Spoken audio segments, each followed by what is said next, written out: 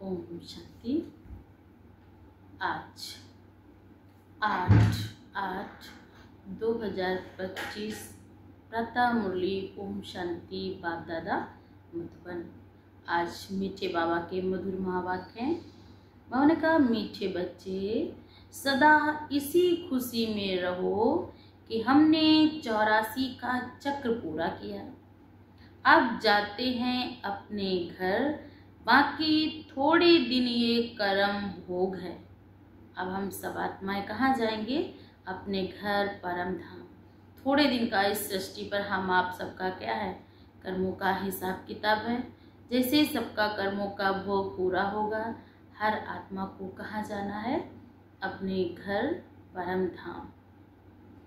आज का प्रश्न है, विकर्माजीत बनने वाले बच्चों को विकर्मों से बचने के लिए किस एक बात पर बहुत ध्यान देना है? उत्तर है, जो सर्व विकर्मों की जड़ है देह अभिमान, उस देह अभिमान में कभी ना आए।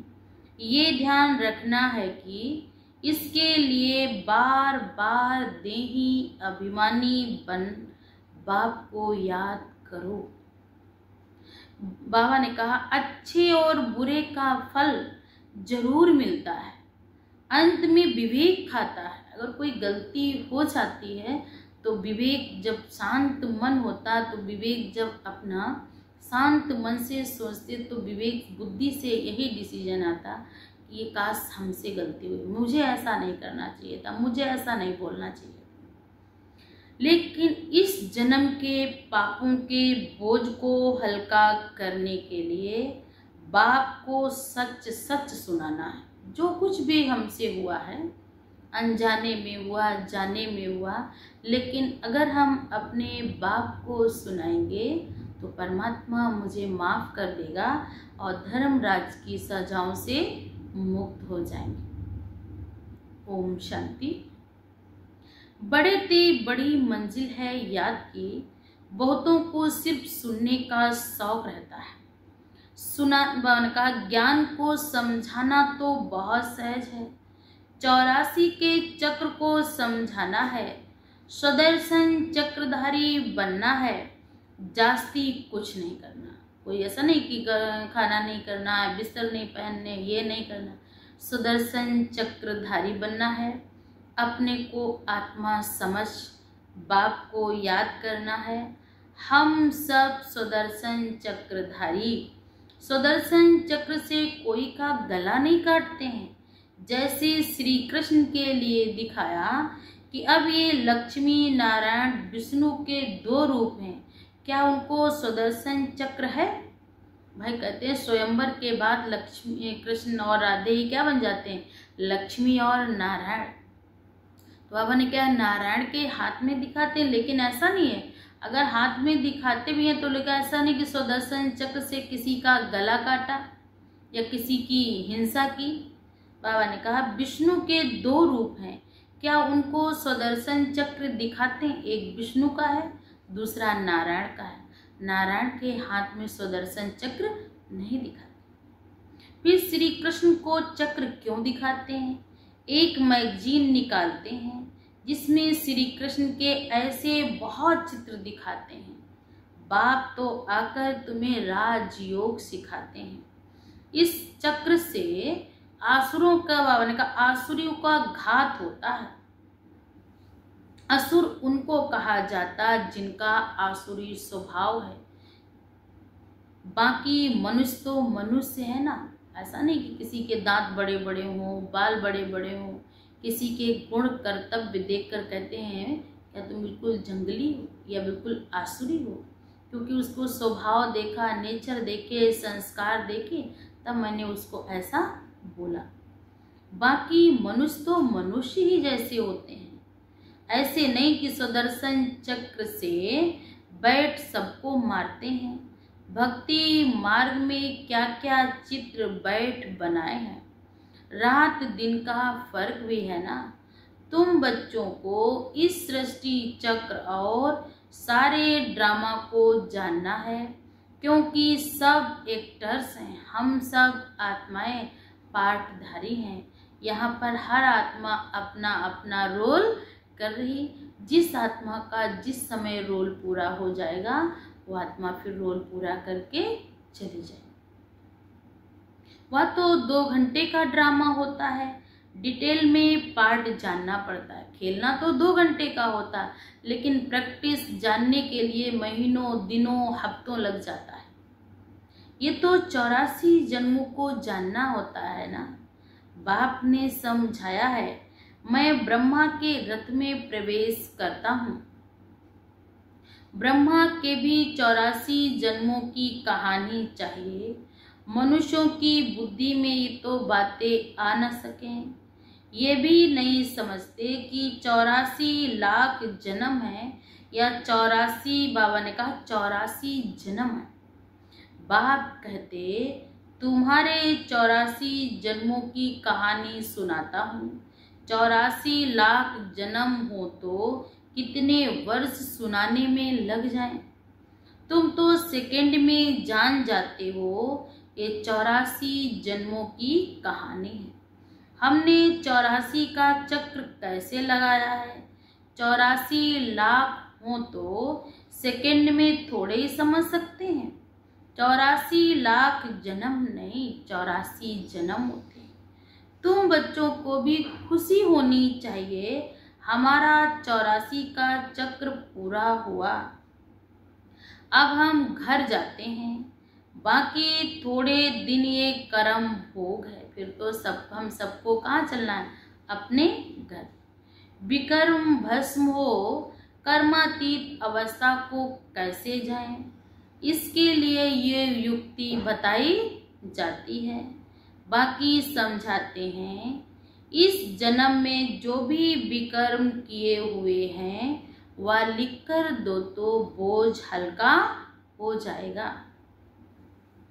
जन्म जन्मांतर के विकर्मों को तो कोई लिख ना सके। विकर्म होते हैं, आए हैं। बाबा ने विकर्म होते भी हैं और होते आए भी हैं। जब से रावण राज्य शुरू हुआ है तो कर्म विकर्म हो पड़ते हैं। सतयुग में कर्म अकर्म होते हैं। भगवान वाच तुमको कर्म अकर्म विकर्म की गति को समझाता हूँ। विकर्मा जीत का संबंध भी लक्ष्मी नारायण से शुरू होता है।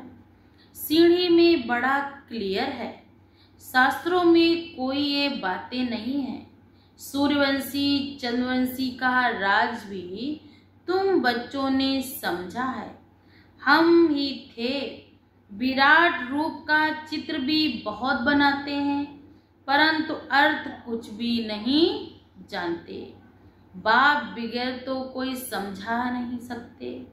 हम ब्रह्मा के ऊपर भी कोई है ना, तभी तो कहते हैं 3 देव रक्षा करें, ब्रह्मा विष्णु महेश। इन आत्माओं देवों का भी तो कोई देव है ना, इन सबको भी रचने वाला कोई तो रचयिता है ना, जिसने सिखाया होगा।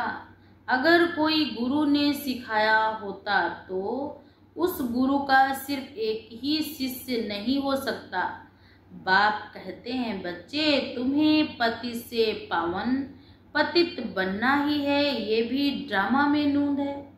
बाबा ने कहा जैसे तमो प्रधान से सतो प्रधान भी बनना है, और सतो प्रधान से धीरे धीरे आत्मा की बैटरी क्या हो जाती, कलयुग में एकदम डाउन हो जाती, आत्मा तमो प्रधान बन जाती। बाबा ने कहा धीरे धीरे करके चक्र पास किया, पास करते ही रहेंगे। तुम हो ऑलराउंडर पार्टधारी। आदि से अंत तक पार्ट और कोई का है नहीं, तुमको ही बाप समझाते।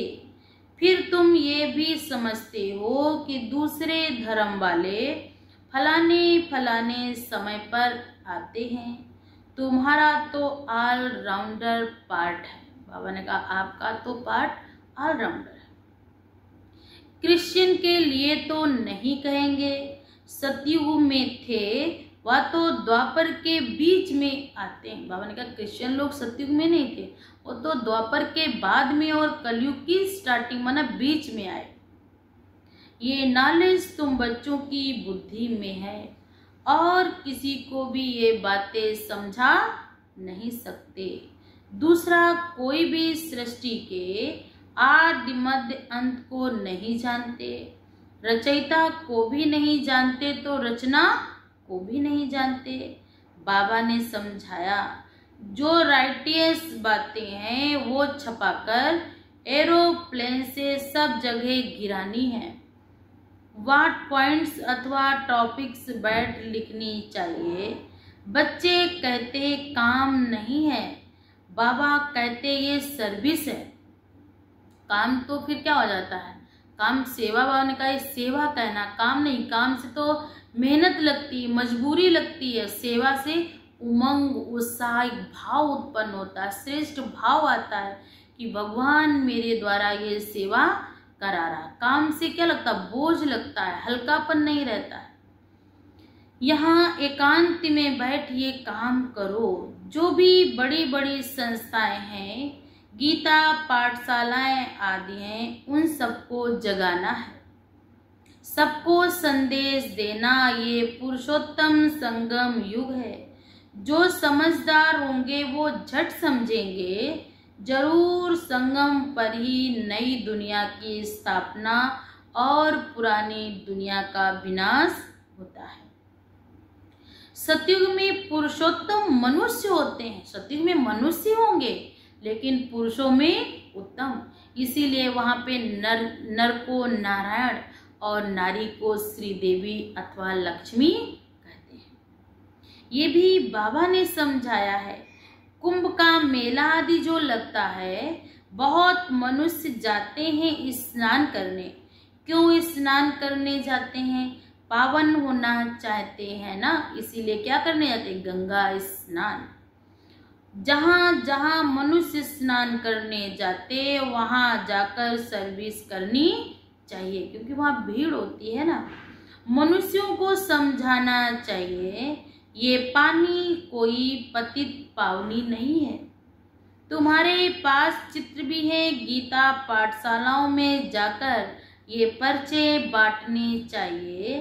बच्चे सर्विस मांगते हैं, या बैठकर लिखो। बाबा ने कहा लिखो। बच्चों को क्या चाहिए कि कोई मुझे अच्छी बात सुनाए, कैसे मेरा मन हल्का हो जाए, कैसे मेरी बुद्धि में क्या है इतनी एनर्जी आए, कोई भी कार्य हो उसकी डिसीजन ले सके, निर्णय कर सके। फिर उनकी बायोग्राफी की महिमा लिखो, शिव बाबा की बायोग्राफी लिखो। फिर आप ही जज करेंगे। ये पॉइंट्स भी लिखनी है कि पतित पावन कौन है। फिर शिव और शंकर का भेद भी दिखाना है। शिव अलग है और शंकर अलग है, ये भी बाबा ने समझाया है। कल्प 5000 वर्ष का है। मनुष्य 84 जन्म लेते हैं, ना कि 84 लाख। ये मुख्य मुख्य बातें शॉर्ट में लिखनी चाहिए, जो एरोप्लेन से भी गिरा सकते हैं, समझा भी सकते हैं। या जैसे गोला है, इसमें क्लियर है फलाने फलाने धर्म में फलाने फलाने समय पर स्थापना होती है, तो ये गोला भी होना चाहिए। इसलिए मुख्य 12 चित्रों के कैलेंडर्स भी छपवा सकते हैं, जिसमें सारा ज्ञान आ जाए और सर्विस सहज हो सके। ये चित्र बिल्कुल जरूरी है। कौन से चित्र बनाने हैं, क्या क्या पॉइंट लिखनी चाहिए, ये बैठकर लिखो कि क्या क्या लिखें, क्या क्या पॉइंट दें, ताकि मनुष्यों का भी कल्याण हो जाए, मनुष्यों की बुद्धि में क्या हो जाए, ये पवित्र बातें बैठें तो उनकी भी पवित्र बुद्धि हो जाए। तुम गुप्त वेश में पुरानी दुनिया का परिवर्तन कर रहे हो। अननोन वॉरियर्स हो ना। बाबा ने कहा कैसे आप योद्धे हो, अननोन वॉरियर्स। तुमको कोई नहीं जानते। बाबा भी गुप्त नॉलेज भी गुप्त। इसका कोई भी शास्त्र आदि नहीं बनता है, गुप्त नॉलेज है। परमात्मा जब इस धरा पर आते हैं तो बाबा ने कहा जो मनुष्य हैं, जो कोटों में कोई आत्माएं मनुष्य आत्माएं हैं, मैं उनको वो ज्ञान तो मैं सबको सुनाता हूँ, लेकिन कोटों में कोई ही मनुष्य आत्माएं मुझे पहचानती हैं यथार्थ रीति से, और मुझे यथार्थ रीति जानकर इस वर्षे को पाती है। और धर्म के बाइबिल आदि छपते हैं जो पढ़ते जाते हैं। यहाँ हर एक के छपते हैं ना, बाबा ने कहा हर एक धर्म के अपने अपने धर्म शास्त्र को छपाते हैं। तुम्हारा फिर भक्ति मार्ग में छपता है, अभी नहीं छपना है, क्योंकि अभी तो ये शास्त्र आदि सब क्या होंगे, बाबा ने कहा विनाश के समय सब क्या हो जाएंगे, बाबा ने कहा खत्म हो जाने हैं। अभी तुमको बुद्धि में सिर्फ एक ही बात को याद करना है, किसको, एक बाप के पास अपनी बुद्धि को लगाना है। कोई शास्त्र आदि थोड़े ही पढ़ते, वो तो खुद नॉलेजफुल है, वो तो ज्ञान का सागर है। नॉलेजफुल का अर्थ भी मनुष्य समझते हैं, सबके दिलों को जानने वाला है। भगवान देखते तब तो कर्मों का फल देते हैं। बाप कहते ये ड्रामा में नूंद है, ड्रामा में जो भी कर्म करते हैं तो उनकी सजा हो जाती है। अच्छे व बुरे कर्मों का फल मिलता है, उसकी लिखत तो कोई है नहीं। मनुष्य समझ सकते हैं जरूर कर्मों का फल दूसरे जन्म में मिलता है। अगर किसी आत्मा को इस जन्म में नहीं मिला तो अगले जन्म में मिले, चाहे वो पुण्य का हो चाहे वो पाप का हो, क्योंकि दुआ और बद्दुआएं कभी पीछा नहीं छोड़ती। कितने भी जन्म लो, अच्छे कर्म किए तो वो दुआएं तुम्हारे साथ चलेंगी, वो अच्छाई ही होती जाएगी। कोई लाख बुराई करे, लाख बुरा चाहे, लेकिन आपके पास जो फल के रूप में आएगा तो वो अच्छाई बन के ही आएगी। बुराई, आपने कुछ गलत किया तो आपके साथ बहुत लोग लगे हों, लेकिन वो कहीं ना कहीं पर आपके पास वो फल जरूर आएगा। अंत में बाबा ने अंत घड़ी में विवेक और बहुत खाता है कि हमने ये पाप किए, तब समय नहीं होता है अपने को संभालने का, ना अपने कर्मों को संभाल, तब तो सिर्फ माथा पीटते हैं। जैसा कर्म होता वैसा फल मिलता, फिर जैसे कर्म होते वैसा जन्म भी मिलता है। अभी तुम विकर्मा जीत बनते हो तो कोई भी ऐसा विकर्म नहीं करना चाहिए। बड़े ते बड़ा विकर्म दे अभिमान। बाबा ने कहा बार बार कहते दे ही अभिमानी बन, बाप को याद करो, पवित्र तो रहना ही है। सबसे बड़ा पाप का काम है काम कटारी चलाना, यही आदि मध्य अंत दुख देने वाला है। इसलिए सन्यासी भी कहते हैं कि ये सुख काग वृष्टा के समान है। ये क्या है, देखने में तो कौवे की लेटरिन वाइट होती, लेकिन अंदर कितनी गंदी होती। तो संसार में भी क्षणिक तो सुख लगता है, ये भी सुख है, लेकिन जब उसको अंदर तह में जाएंगे तब पता चला नाहिक मेरी बुद्धि ने डिसीजन अच्छा नहीं लिया। यहाँ दुख ही दुख है, इसलिए सन्यासियों को वैराग्य आता है, परंतु वो जंगल में चले जाते, उनको वैराग्य आता, वो तो घर बार छोड़ते। लेकिन बाबा ने कहा आपको घर गृहस्थ में रहते अपने जीवन को दिव्य और पवित्र बनाना है। ये चीची दुनिया है, सब कहते बाबा आकर हमारे दुख हर कर सुख दो। बाप ही दुख हरता सुख करता है। तुम बच्चे समझते हो कि नई दुनिया में इन देवताओं का राज्य था, वहाँ किसी भी प्रकार का दुख नहीं था। जब कोई ऐसा शरीर छोड़ता है तो मनुष्य कहते स्वर्गवासी हुआ, परंतु ये थोड़े ही समझते हैं कि हम नरक में हैं। हम जब मरे तब स्वर्ग में जाएंगे, परंतु वह भी स्वर्ग में वह भी गया तो क्या कहते हैं, वो जब कोई शरीर छोड़ता तो क्या कहते हैं, वो तो स्वर्ग गया। यहाँ नरक है फिर क्या, इसका मतलब वहाँ स्वर्ग है तो जहाँ हम रह रहे दुनिया कैसी है, नरक है क्या। कुछ भी समझते नहीं, बोलते हैं।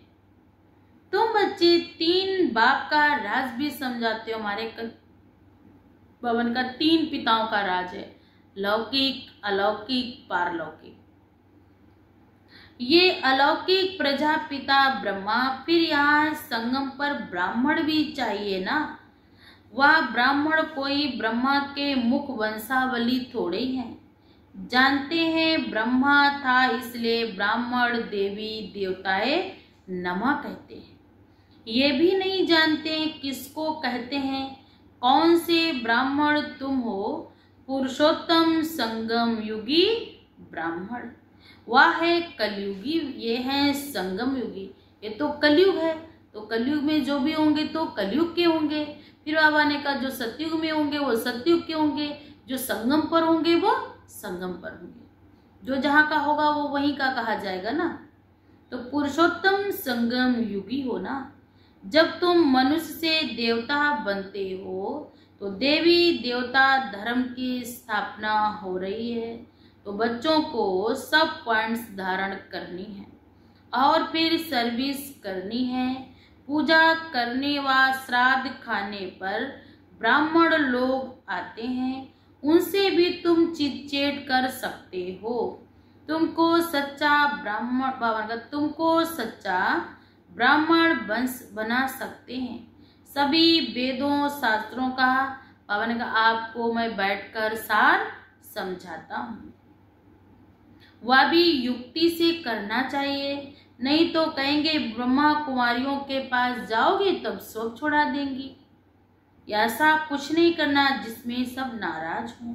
युक्ति से ज्ञान देना है। बाबा ने कहा ऐसा नहीं उनको ऐसे समझा दो, ऐसा कर दो, ऐसा नहीं। बाबा ने कहा जैसे युक्ति से समझाना है। जैसे हम ही आप कहते कि वो तो स्वर्ग पधारा, तो बाबा ने कहा जब वो स्वर्ग में है तो हम अभी कहाँ हैं? नरक में। और तुम ब्राह्मण हो, प्रजापिता ब्रह्मा की संतान। सृष्टि का पिता कौन है? ब्रह्मा। ब्रह्मा को संकल्प आया तो उन्होंने ब्रह्मा मुख वंशावली बच्चे हैं ना। तो बाबा ने कहा हम सब क्या है? ब्रह्मा की औलाद। ब्राह्मण धर्म किसने स्थापन किया? तुम उन्हों का भी कल्याण कर सकते हो।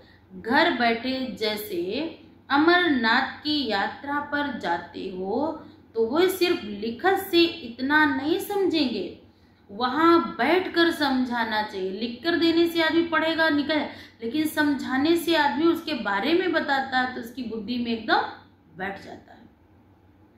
तो एक को कहा जाता अमर कथा, अर्थात जो अमरपुरी स्थापन करे वह है सतयुग। ऐसे सर्विस करनी पड़े वहां पैदल जाना पड़ता है।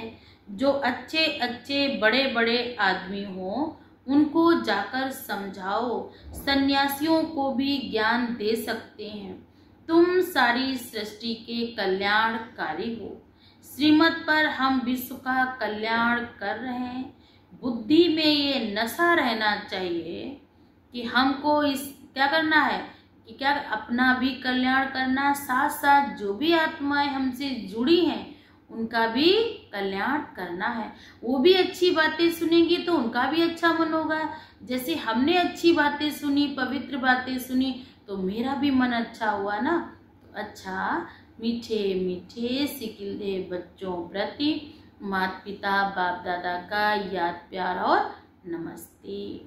हम सब रूहानी बच्चों की तरफ से रूहानी माता पिता बाप दादा को भी याद प्यार और नमस्ते नमस्ते।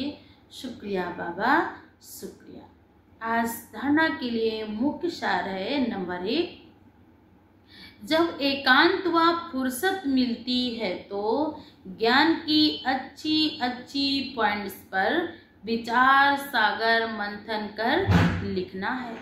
सबको संदेश देना है।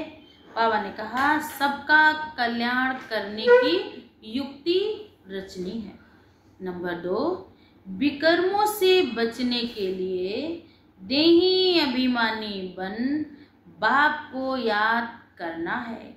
अभी कोई भी विकर्म नहीं करना है। इस जन्म के किए हुए विकर्म बाप दादा को सच सच सुनाने हैं कि आज मेरे से ये गलती हुई बाबा, अब ये दोबारा कभी नहीं होगी। आज का वरदान है, अटल भावी को जानते हुए भी श्रेष्ठ कार्य को प्रत्यक्ष रूप देने वाले सदा समर्थ भव। अटल भावी को जानते हुए भी श्रेष्ठ कार्य को प्रत्यक्ष रूप देने वाले सदा समर्थ भव आत्मा। बाबा ने कहा, नया श्रेष्ठ विश्व बनने की भावी श्रेष्ठ अटल होते हुए भी समर्थ भव के वरदानी बच्चे सिर्फ कर्म और फल के, पुरुषार्थ और प्रारब्ध के, निमित्त और निर्माण के, कर्म अनुसार, फिलॉसफी अनुसार निमित्त बन कार्य करते दुनिया वालों को उम्मीद नहीं दिखाई देती है। और आप कहते हो ये कार्य अनेक बार हुआ है। दुनिया हताश और निराश के जीवन में अपनी सारी आशाएं तोड़े हैं, और आप कहते हो हम भगवान के क्या हैं, कुल के दीपक हैं। हम पर भगवान के कर्तव्यों का कंधों पे क्या है, जिम्मेवारी है। वही बाबा ने कहा कि दुनिया हताश और निराश का जीवन जी रही है कि ये कार्य कैसा होगा, कब करेगा, कौन करेगा, और आपके अंदर इतना उमंग उत्साह है, आप तो कहते हो ये कार्य तो हुआ ही पड़ा है। क्योंकि स्वपरिवर्तन के प्रत्यक्ष प्रमाण को आगे और किसी की प्रमाण को आवश्यकता नहीं। दुनिया में भी कहते प्रत्यक्षम क्यों प्रमाणम। साथ साथ परमात्मा का कार्य सदा सफल ही है, सफल था, सफल है। किसी देहधारी मनुष्य का कार्य नहीं कि कोई रोक ले रुक जाए, नहीं। भगवान का कार्य को न किसी ने रोका था, न रोका है, और न ही कोई रोक पाएगा। आज का स्लोगन है, कहना कम करना ज़्यादा, ये श्रेष्ठ लक्ष्य महान बना देगा। कहना कम और करना ज़्यादा, ये लक्ष्य हमें क्या बनाएगा, महान। अब व्यक्ति सारे हैं, सहज योगी बनना है तो परमात्म प्यार के अनुभवी बनो। आज विस्तार है, सेवा में व स्वयं की चढ़ती कला में सफलता का मुख्य आधार है एक बाप से अटूट प्यार। बाप के सिवाय और कुछ भी दिखाई न दे। संकल्प में भी बाबा, बोल में भी बाबा, कर्म में भी बाप का साथ। ऐसी लवलीन स्थिति में रहे, एक शब्द भी बोलेंगे वो स्नेह के बोल, दूसरी आत्मा को भी स्नेह में बांध देंगे। ऐसी लवलीन आत्मा का बाबा शब्द ही जादू मंत्र का काम करेगा। बाबा ने कहा इतना स्नेह हो, आपकी स्वयं की चढ़ती कला और भगवान के प्रति याद का नशा। बाबा ने कहा ऐसा बाबा शब्द जादू कराएगा। आप चाहे न चाहें, आपके मुख से निकला हुआ बाबा शब्द लोगों के लिए जादुई कार्य करेगा। आपने बाबा कहा, दिल से कहा मेरे बाबा मेरे साथी आ जाओ, तो आपके कार्य में कितनी ही बाधा क्यों ना हो, जिस कार्य में भगवान का हाथ और साथ होता है तो पहाड़ जैसी परिस्थिति भी बाबा ने कहा क्या बन जाती, पानी बन जाती। सूली जैसी परिस्थिति भी कांटा बन जाती। लेकिन हिम्मत का कदम आपका और भगवान के मदद के 1000 कदम परमात्मा के। ऐसी दिव्य श्रेष्ठ सोच से ही हमारा सारा जीवन दिव्य और सुखमय बन जाएगा, और हम आत्मा भी हमने कहा दिव्य और क्या बन जाएंगे, शांत स्वरूप बन जाएंगे। अच्छा, ओम शांति।